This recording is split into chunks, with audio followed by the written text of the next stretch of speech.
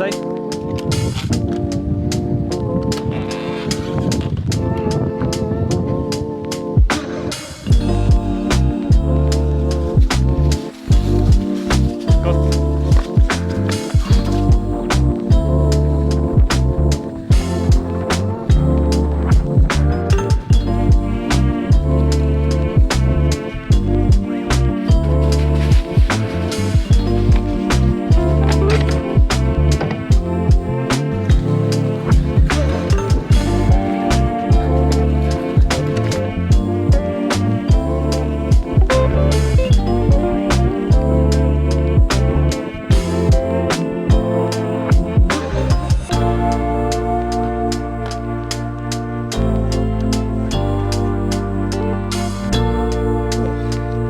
Hello, is that fun?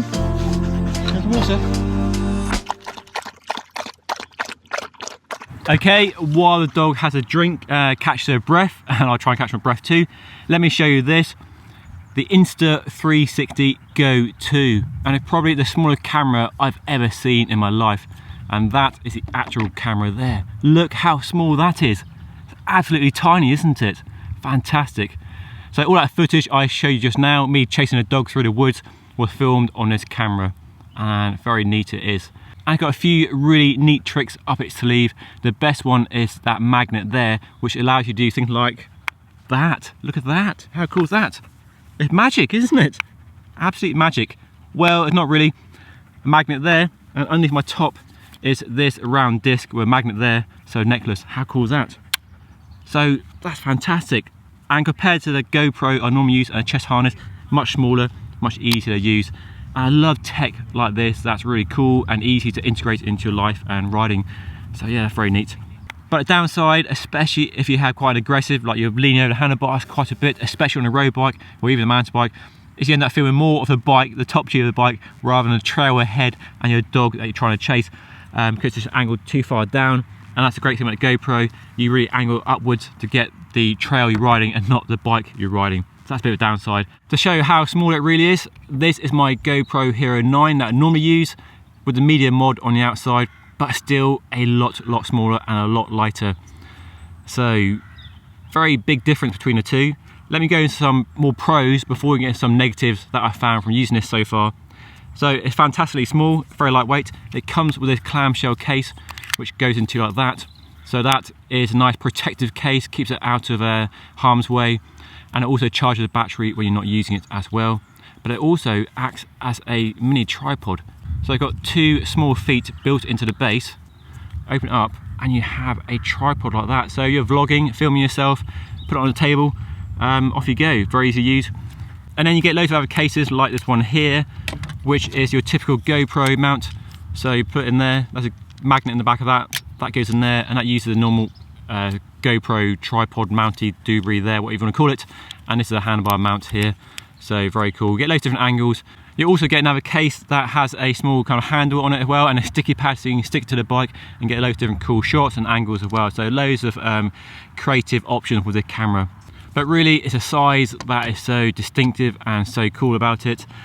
It's fully waterproof as well, so you drop it in a puddle or go wakeboarding or surfing, it'll be fine for that. But for mountain biking, a bit of rain, puddle splashes, it's not a issue at all. And it's super easy to use. There's no screen on the back, which we'll talk about more in a moment, but you've got one button on the front, press it once and it comes on. And there are 4 modes available from this button, so you press it twice, press it 3 times. But I've actually configured it through the smartphone app, so each press of the button, however I press a button, goes into Pro video mode. There are different video modes on this. There's a normal, but I'm using a Pro, which requires the smartphone app to go, Ali, stay here. And you can do loads more stuff through the smartphone app and just customize how it works, but that's how I've customized it. So I can just press it and it's in that Pro mode straight away, then I edit the footage through the smartphone app. As you can see, the footage I'm getting is really good. It's a fairly cloudy day today, but the detail's good, clarity good, saturation is good. It's coping well in the dark woods and out here where it's a bit lighter. But it's not even 4K, it's a 1440p I think, which is not as high as a 4K or 5.7K that this GoPro Hero 9 would do. So if you want the highest quality, it doesn't offer that. But it's probably okay for most people, and if you're a casual filmmaker, then it's going to be enough. And for YouTube, certainly, it's going to be more than adequate. And like the GoPro, it's got stabilization, which really is a big game changer for these action cameras in the last few years. I remember 10 years ago, before stabilization became a thing on the GoPros, the footage was really jerky and unusable. But now with stabilization, it's really usable and it looks fantastic. And the GoPro does it really well, and this camera does it extremely well too. And I can't really tell any difference between the two in terms of which is better for stabilization. This is silky smooth and this is really smooth as well. Now, the most obvious drawback is there's no screen. That's why it's so small, but you can't preview your footage or make sure that angle you're setting up is going to work well. And you can't do it from the case either. There's a small menu screen, but that's for settings rather than anything more than that. And that's the main advantage of the GoPro that I normally use. Got a whopping great screen on the back. If I turn it on, you can see that. You have a screen on the front as well, so you got that double option for setting up your shot. So that's a real drawback. Having that screen really lets you make sure the angle you're setting up is going to work, whether on the helmet, on your chest mount, or on the bike, or wherever else you might be putting it. But that's why it's so small. The screen does take a lot of space, so that is an issue. And the price is £300 here in the UK, which is about the same as a GoPro Hero 9, just about, with a discount from GoPro themselves. So the price is quite steep for all it is and for what you're giving up compared to the GoPro. But if you're a casual filmmaker, just want an easy way to do a bit of filming when you're riding with your mates or riding on your own, doing your adventures, bikepacking, mountain biking, and you want some easy way of filming yourself without using your smartphone, then I think it's really good. So, is it any good, and should you rush out and buy it? Well, I am really impressed. I love the form factor and how small it is, and I do like this as well. And all the accessories you get for it as well, all fantastic, and it's really easy and intuitive to use. The smartphone app is really slick. Don't need to read the manual, just turn it on, charge it up, and off you go. So from that point of view, it's really easy to recommend. The quality isn't as good as a GoPro Hero 9, as now a Hero 10 as well, which is even better. You don't have that preview screen, which I find really useful on a GoPro, which I miss on that one there.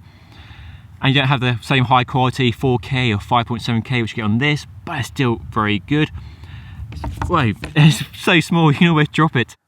So that's a super fun day of riding with my trail dog Ali and using the brand new Insta360 GO 2 action camera.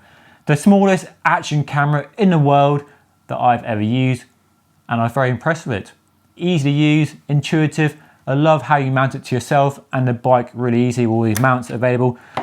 Long battery life, interface with the smartphone app is great. So if you want a small, compact, easy to use action camera without the hassle, then the Insta360 GO 2 is easy to recommend. And if you like it and you want to take a closer look, there's a link to buy it right now, available down below in the description of this video. We're currently doing a Black Friday offer. I get a small commission if you do buy one. So feel free, if you want to support the channel, go and buy an action camera for yourself. Go and check it out at the link down below.